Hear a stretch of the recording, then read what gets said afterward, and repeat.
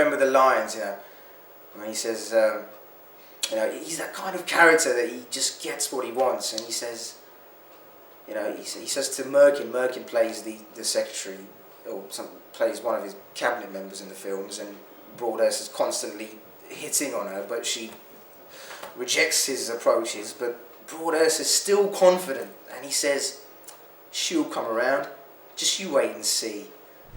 Oh, don't look at me like that. She'll come round, just you wait and see.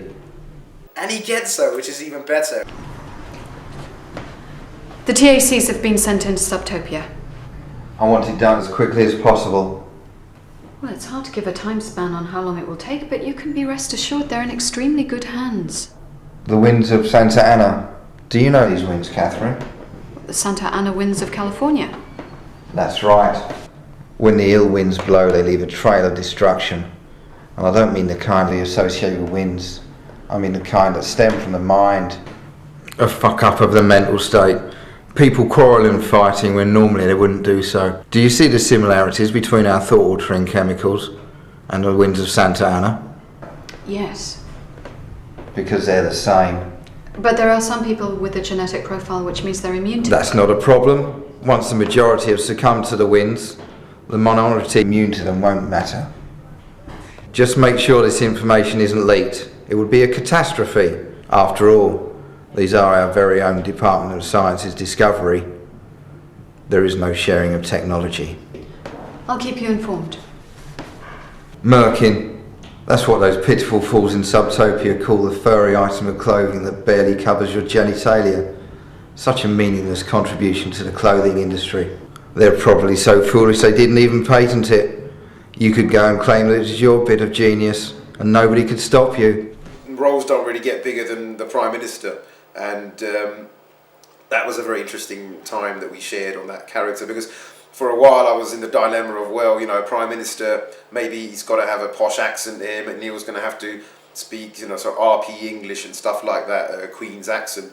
And then he sort of came out with his Cockney delivery, and he said, "This is my posh accent," and I thought to myself, this is quite unique. This is a very unique and very conniving sort of evil Prime Minister. A religious Arab? That's mad. Who next? A rabbi? For an ex-S&M girl, she's quite amazing. But not as amazing as you, my dear.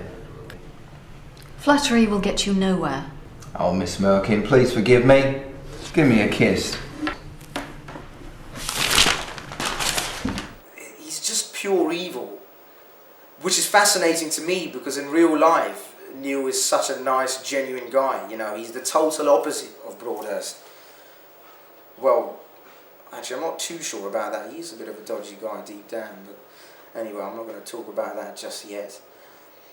But Broadhurst's character for me is, you know, it's just the epitome of evil. You know, it makes Darth Vader look innocent. You know. This has got to work out just right. It will. Describe the colour sequence again for the TACs.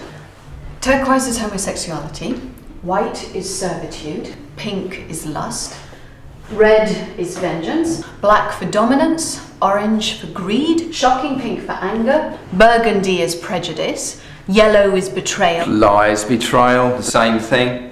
What's their range? And how far in advance can these things be thrown before their activity runs out? I'll never forget, for me on that film, the funny part was No Tongues, the actress that he was working with, and there was a lot of chemistry, because I could see her, you know, I could see her knees shaking and quaking, and I bet she wished after the film that she hadn't said no tongues. I don't know what went on. I'd like to ask Neil if you know, there were any tongues.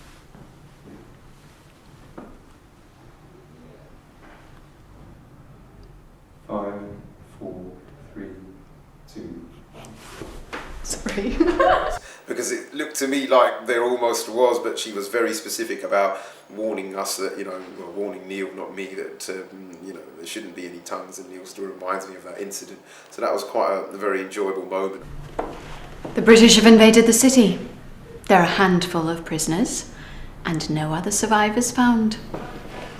It was inevitable. I told you this was going to happen.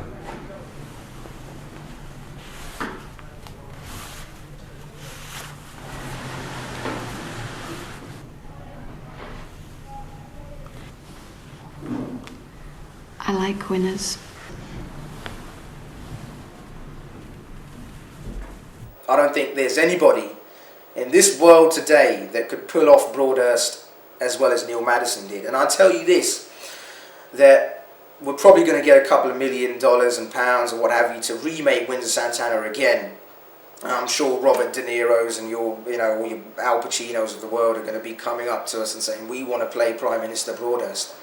And I'm afraid I'm going to have to reject them, and I'm going to have to stick with Neil.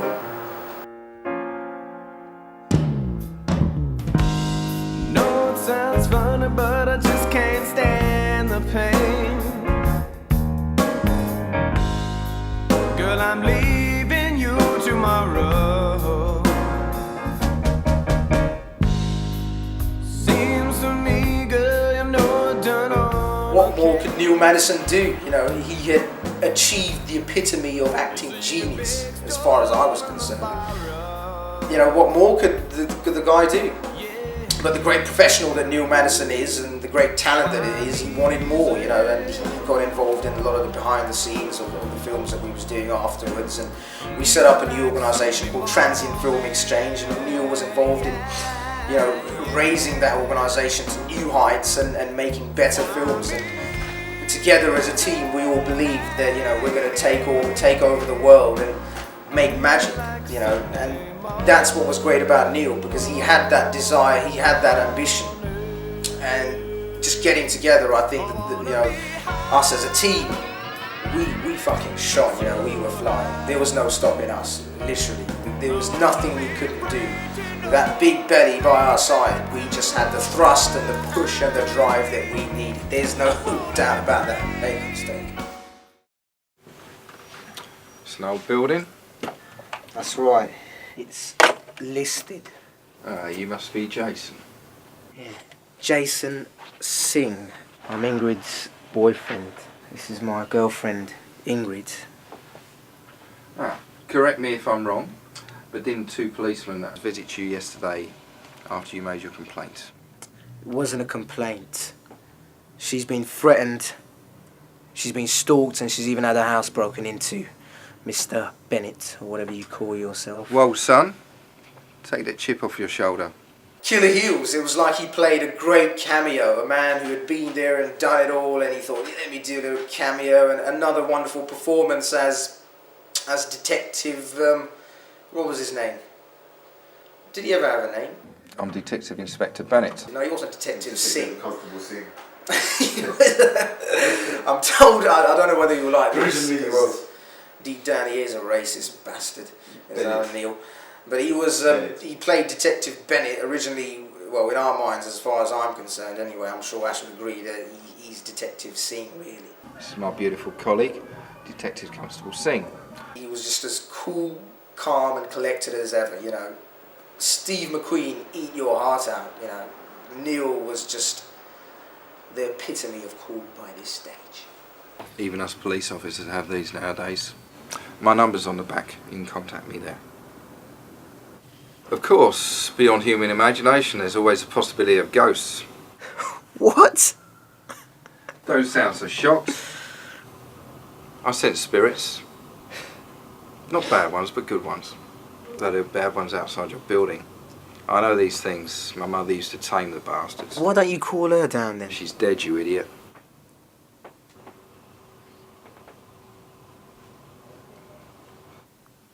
Mothers, huh?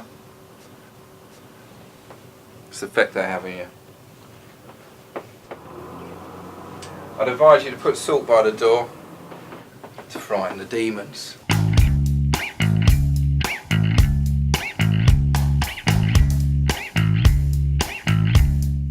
Again, when you watch Scarred, in real life he's such a gentle giant. That's most of the times. Believe me, Neil's a man. When he does explode, you know, he does go off his trolley. I tell you, we've had a few bust-ups in our time.